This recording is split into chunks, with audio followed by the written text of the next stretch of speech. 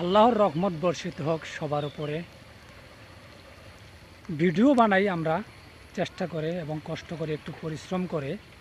দেখেন তো অনেক আছে এরকম যে লোকটা এত ভিডিও বানায়, ভিডিও বেশি মানুষে কেন দেখে না বা বেশি মানুষের লাইক কমেন্টস কেন আসে না। ভাই আজকের বিষয়টা খুবই গুরুত্বপূর্ণ এবং জানার এবং শেখার একটা জিনিস।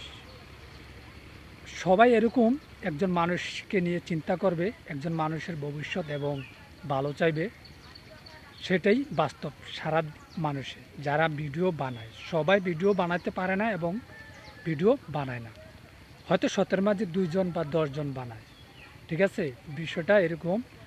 যদি একজন আপনার গ্রামের একজনে যদি ভিডিও বানায় আর সেই ভিডিওটা প্রথমে আপনার কাছে পৌঁছবে, সেই ভিডিওটা দেখার পরে ভিডিওটা শেষ পর্যন্ত দেখবেন, দেখার পরে একটা লাইক করে যাবেন।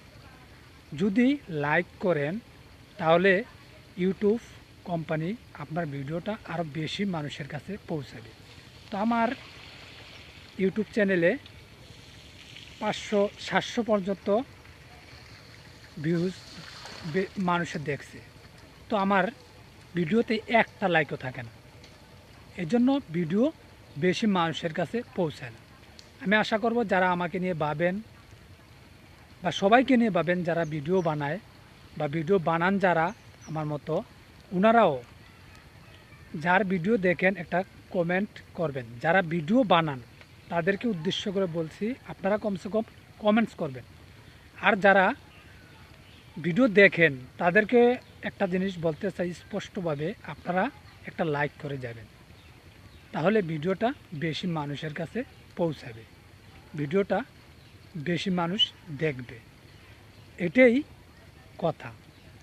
যদি আজকের ভিডিওটা যাদের কাছে যাবে, আপনাদের কাছে অনুরোধ করব, যেহেতু আমার সাবস্ক্রাইবারের দরকার, সাবস্ক্রাইবারের প্রয়োজন, তাহলে আপনারা আমার ভিডিওটা যদি ৫০০ বা ৭০০ বা ১০ জন ব্যক্তির কাছেও যায়, আপনারা সাবস্ক্রাইব করবেন। আর সবাই যদি পারেন চেষ্টা করে একটা কমেন্টস করবেন এবং লাইক করতে ভুলবেন না। যদি ভিডিওটা আজকের আপনাদের কাছে ভালো লাগে তাহলে অবশ্যই ধন্যবাদ জানাবেন, এবং আরও কিছু প্রয়োজনীয় যদি কোনো জানার থাকে, ইচ্ছা থাকে বলে আমি সেই জিনিসটা জানতে চাই, তাহলে কমেন্ট বক্সে জানাবেন। সুন্দরভাবে ভিডিও বানানোর চেষ্টা করি। আমি একটু হাঁটি, একটু দূরে যাই, যাই ভিডিও